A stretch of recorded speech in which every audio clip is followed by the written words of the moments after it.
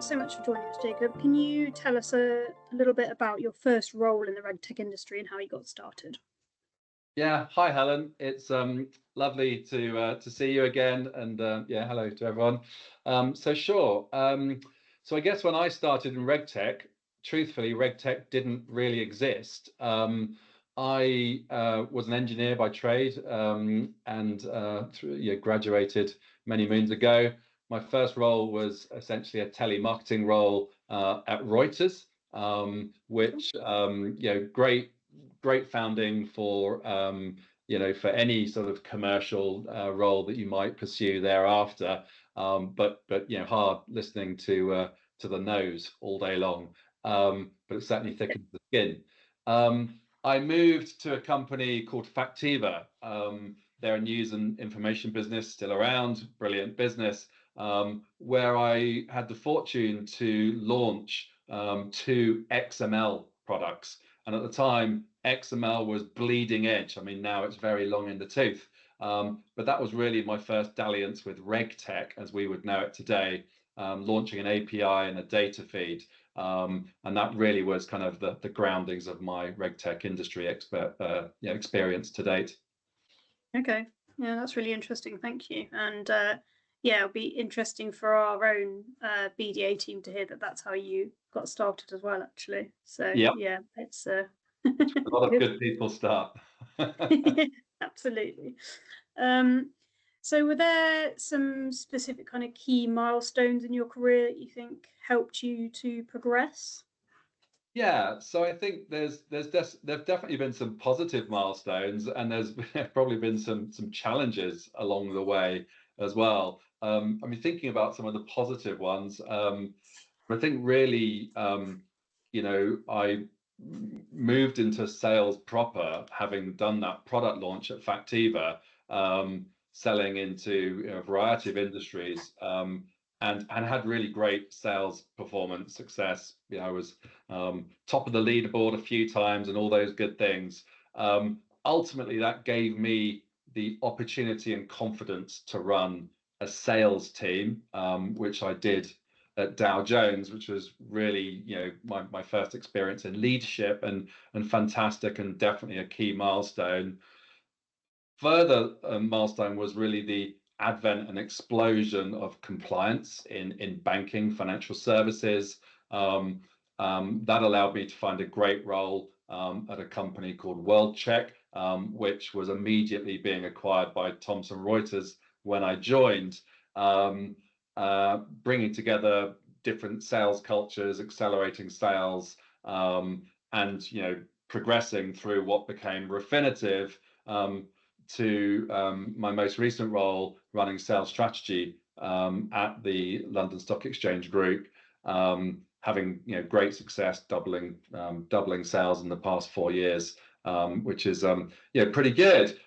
Interspersed with all those things, some great challenges. Not many people remember the dot-com bubble, but I certainly do, and it was a really tough time for many people. A lot of businesses going out of business, and the Reuters share price plummeted from £21 to 95 pence. Just to give you an illustration of the impact. 2008, financial crisis, another one, and I suppose more recently COVID. Seen a lot of changes in those periods, but some interesting milestones over the last 20 or so years. Mm-hmm. Yeah, great. Thank you for sharing those. So in terms of the challenges, like are there things that you think, obviously you will have learned from them and done different things, but were there ways that you like handled those particular challenges and things you learned while you're doing them, etc.? Like Yeah, great question, Helen. I think youth is a blessing and a curse, right? What do they say? Employ a teenager while they still know everything. But jokes aside, when you're young, you're full of energy and ambition, but you're lacking practice and you're lacking experience, and to an extent, you're lacking skills.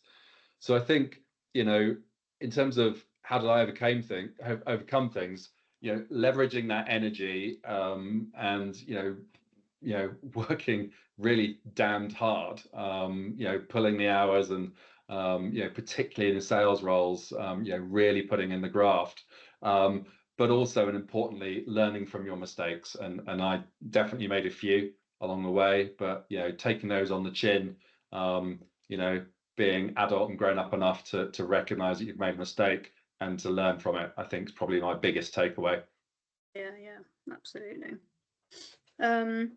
So obviously you've seen been in quite a few different companies and progressed within those, and if you basically were in RegTech before RegTech began, like how have you seen from an industry point of view that it's evolved since you started?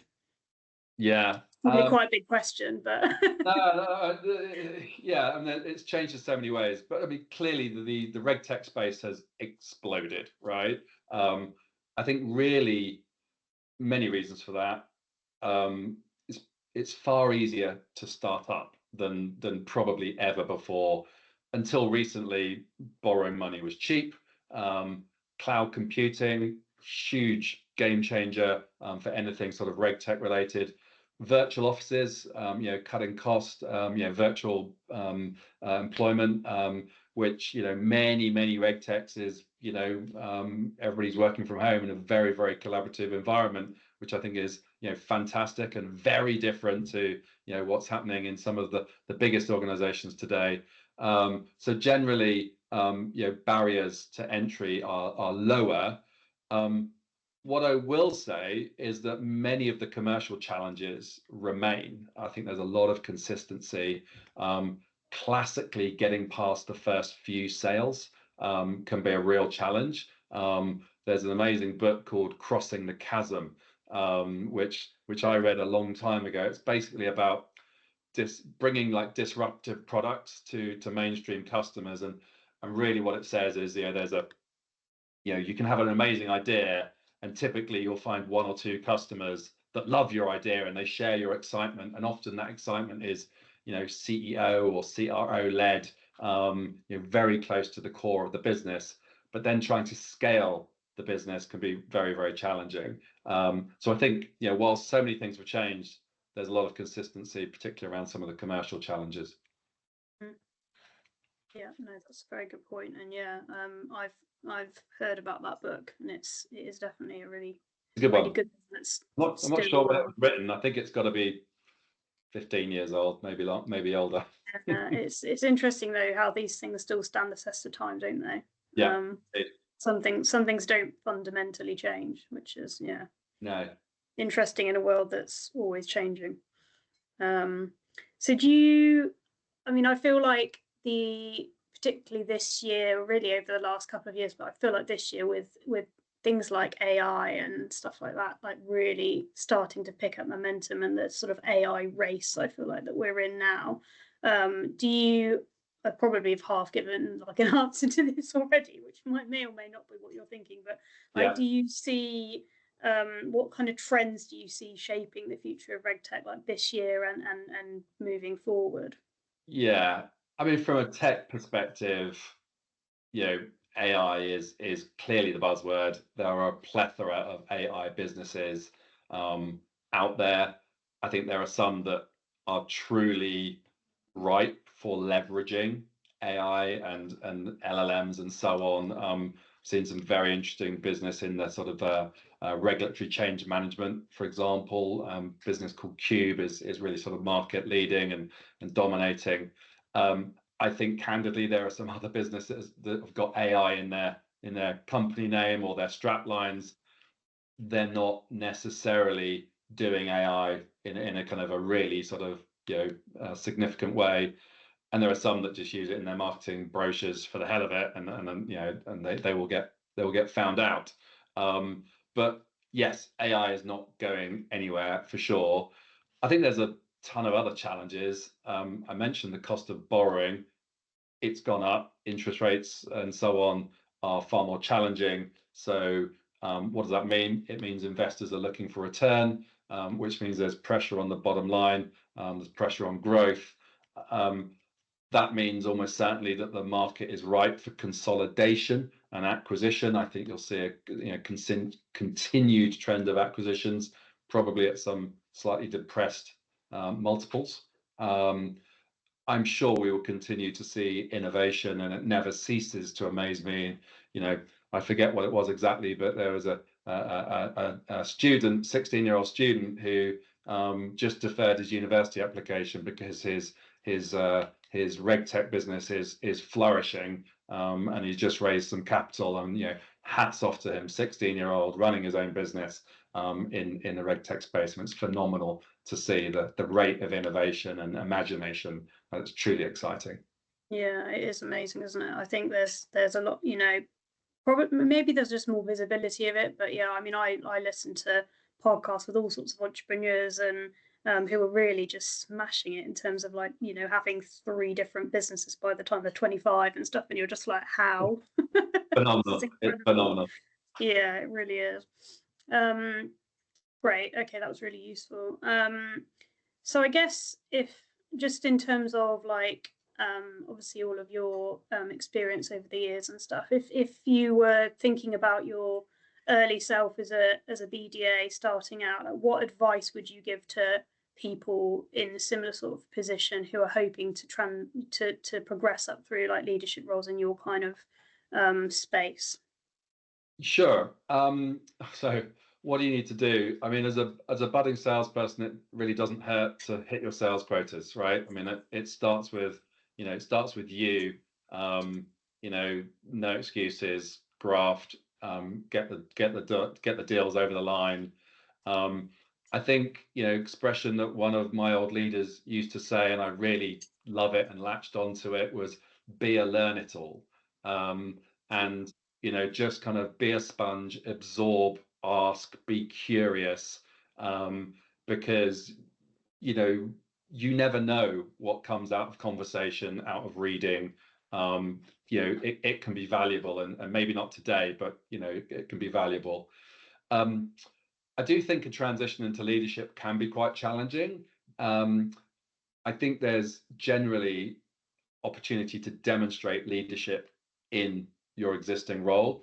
I will say that leadership is not for everybody. And I have many friends and colleagues who are career salespeople, and I have the utmost respect for those people because they do fantastic jobs, and they are, I'm sure, a pleasure to buy from. And candidly, some of them make a stack of money. So there's it's not all about leadership in a commercial environment. But yeah, demonstrate that leadership in your current role. Focus on the controllables. I think that's really important. There's so many things that happen in a company that you can't do anything about. So try to not let it dampen your spirits and sort of damage your appetite for success. And go for it. Yeah, no, great advice. And I think, yeah, I mean, I've definitely found that you just using your initiative and being a little bit more of a go-getter, and yeah, that constant like drive to learn and just being generally interested. I think the second you stop wanting to learn, or so you stop learning, is like, right, it's time to do something different, isn't it? Really, you kind of want to keep that appetite for that hunger for really investigating and being a journalist in your own area. Yeah, that's right. Yeah. How I would see it, definitely. So what, like, kind of going off the back of that as well, are there any sort of like, well, I was gonna ask about sort of habits and skills and like mindsets around being critical to success, but it's probably what you've kind of said around being curious and stuff, isn't it? So I don't think there's probably, well, unless there's Yeah. anything else you can I think mean, of. I think yeah, listening is a great skill, particularly in a leadership role, right? Listening, I think, so important is to recognize, cultural differences and behavioral differences. What makes somebody tick, what makes one person tick might not be the same as what makes somebody else tick. So really understanding what it is, and that might be in terms of, what motivates them, what their career ambitions are, and how you can help. I think all of these things are, super important. Yeah. Okay. Yeah, no, but yeah, I think listening is definitely a key thing, and probably quite underrated in terms of like its ability Yeah. shape what people think about you, Yeah. and just, yeah, I how would they just kind add, of respect you. I mean, not so much for, well, for sure for leaders, but I mean, for everybody, typically when you're engaged with customers, the one thing that customers like to talk about is themselves. And you get them talking about themselves and their business challenges. It goes without saying that you often uncover the real pain, and it's Yeah. that pain that then willing to spend money essentially to fix that pain. And hopefully you've got a solution in your back pocket that can deliver against their pain points. Yeah, absolutely, and we've definitely seen that increasingly with sort of the way that we're pitching to clients, and having initial conversations with people. You get so much more out of it if you're just listening, asking questions rather than just telling about going through a list of benefits of products or services Yeah, or whatever. It's, yeah, it yeah, is chalk and cheese really in yeah, terms of what you get out of it. absolutely. Um, Fab. But I mean, are there any? You mentioned obviously crossing the chasm earlier on. Are there Yeah. any like sort of resources or like books, courses, anything like that that you've done that you think helped, or yeah, like you still would reference nowadays? Yeah. Well, I mean, in terms of books, I mean, there's a few, good. I mean, there's loads of good sales books. I think one of them that I read more recently, it's called Challenger Sales or Challenger Selling, and that's really about bringing insights to customer. It's the tricky thing about, say, spin selling, the endless questioning, is that it can become a bit exhausting for the customer or the prospect, Mm, and you're just battering them with questions, sort of making the pain bigger and bigger and bigger, which is great, but oftentimes actually, some intellectual stimulus, and some yeah, engagement around, have you thought about that? Have you seen this? Let me show you something. That can be, very valuable, and that's, essentially what challenger selling is all about. Um, that's uh, right. Yeah. yeah, I think, I mean, I've done, various courses and so on. I think, whether you want to, be sort of industry expert, I think that's, that can be valuable. And I think realistically, the place where I've learned the absolute most is my peers and my colleagues, just listening and observing and being curious, is how I've, taken great bits from individuals and sort of added them to the great bits of me. Yeah, no, absolutely. I would totally agree with that. It's you can't really put a price or a measure on any of that kind of Mm, yeah, learning from each other, can you? It's yeah, very, very, yeah, really, really important to have that mentorship and coaching and guidance. Absolutely. Um, so I wanted to just talk a little bit about your experience with Gungho, and sure. obviously you've worked with us, I think, at various points throughout your career. So Yeah. was just kind of keen to understand like how working with Gungho has supported like the companies that you've been in and your position, why you've been that, and like generally your experience with working with us. Yeah, sure. Um, so I've been, I suppose, fortunate to work with, inside companies that are in high growth. So between, low double digit and sort of aggressive double digit growth. Um, and that's wonderful, but what it really means is that there is a never ending obsession and focus on pipeline, and not always just existing customers, but often customer acquisition.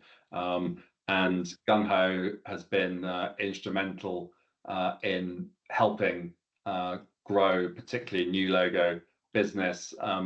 The first time I engaged with Gungho was, I guess, in 2013 or 14, when I was in Thomson Reuters GRC, which was where we incubated the World Check business. We grew an enhanced due diligence business. We had a FATCA business. We had a whole load of other products and services in that GRC business. And Gungho was really instrumental in helping me, but really my salespeople with their leads. And I think one thing, I might steal one of your questions here, Helen, but one of the things I always really liked with and do still, with Gungho is how the people at Gungho really make the effort to engage and connect with the salespeople that they're supporting, and it really becomes a kind of a collaboration. And everybody says that they're willing to accept feedback, and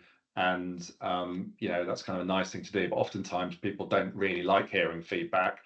One thing that I've always found with Gungho is just how impressed I am with the openness for feedback and genuine desire. I've listened to the call. The first bit was great, but that middle bit where you described XYZ, it's not exactly what we do.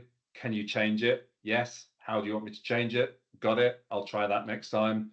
And that kind of perpetual learning and that sort of ability to absorb feedback, I think is fantastic, and one of the real strengths of the Gungho business.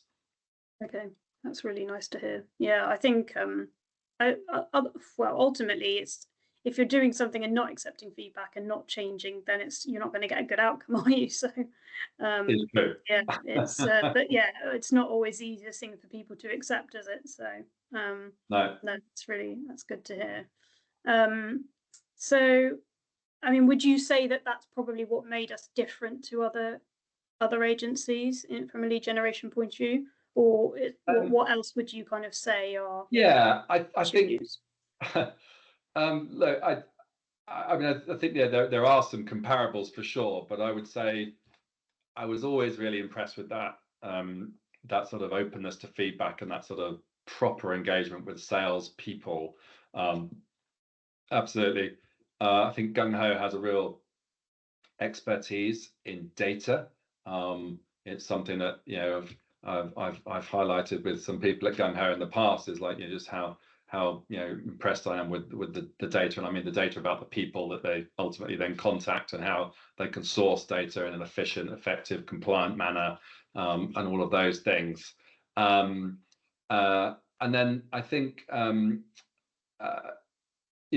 I think frankly, and I've met lots of people who work in the teams over Gungho over time, but there's just a kind of a great energy that comes. And I mean, I did a telesales job way back in the day, and it can be really hard, and yet these people get up every morning, oftentimes in funny time zones if they're calling to Australia or calling to America late in the evening or whatever it might be, as well as, of course, EMEA and Europe and UK, and just bringing their A game and their tenacity and their sort of good humour, which is always welcome. Yeah, it's kind of needed sometimes, isn't it? So I think it really is. nice. Yeah, for sure.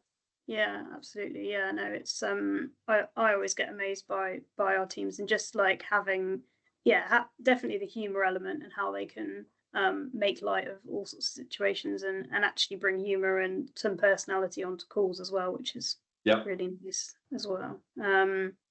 So I guess just finally on that then, are there any specific successes, like deals or promotions? I don't want to go into too much detail. I'm sure you don't want to share everything, but that you would attribute to working, like your time working with Gungho, like in terms of tangible, like, oh, we really got this good contract out, whatever. Yeah, I mean, there certainly has been. I mean, I don't want to go into sort of specific named customers, but when we're building out, growing the WorldCheck business, expanding into corporates was a big success.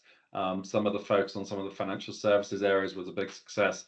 Similarly, with an enhanced due diligence business that we were growing sort of between 2012 2015 quite expansively, selling into existing customers, but using a different contact point and using Gungho for those initial introductions. That proved very successful over time, and more latterly, successes around the GDC business that LSEG recently acquired a couple of years ago, where growth across Europe and Asia was required.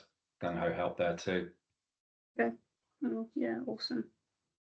And I guess just to end probably on one final question, if there's one piece of advice that you wish you knew when you started your career, Okay. like, or one thing you knew, what would I guess I'm asking two questions there. Well, One. one piece of advice that you could probably give your younger self, or one thing that you wish you knew about when you started out. Okay. I'd probably say the importance of your network. You know, when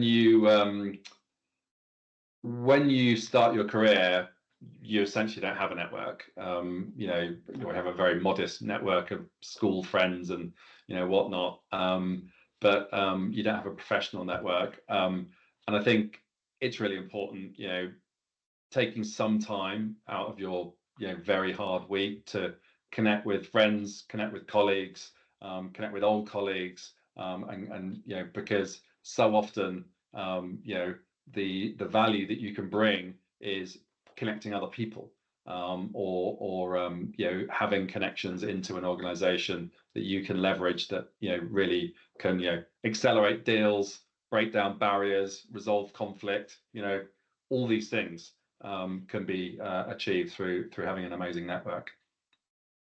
Yeah, it's so true. It's definitely still and has been for a long time, and probably will always be, who you know, not always what you know, right? It's 100%. Yeah, Yeah. and especially in sales roles for sure. Yeah, Yeah. no, that is very fair, and you have to really work at it, don't you? You have to put yourself out there, and can't Yeah. just sit back and expect people to come to you. So Correct. yeah, absolutely. Okay, this was really interesting. Thank you so much for your time and sharing all of that thought. That was great. Perfect. No problem, Helen. It's a real pleasure to chat with you.